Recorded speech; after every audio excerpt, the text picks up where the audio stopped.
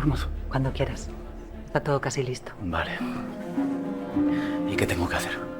¿Qué significa lo del culto? Directora de culto. ¿Perteneces a alguna secta?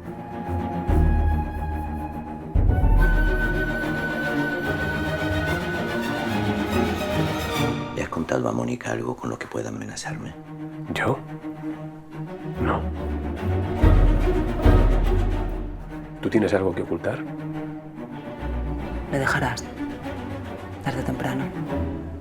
Más bien tarde. Pero todavía necesitas seguir tragando mierda hasta que ya no puedas más. ¿Son tumbas? No. Se llaman socos.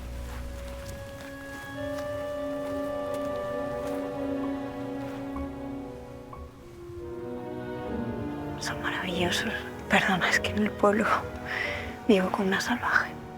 Tengo que explicarte a estas alturas que solo puedo escribir desde la libertad más absoluta. Caiga quien caiga. Tengo 20 años de tu vida aquí y tengo suficiente dinero para que te partan las piernas. No te reconozco, Mónica. Ya sé que no me conoces, pero yo a ti sí. Si hay un final, no parece que vaya a ser feliz. Olvidas que es una ficción. Y que soy yo la que elige el final. ¿Quién te crees que eres para salvar a nadie?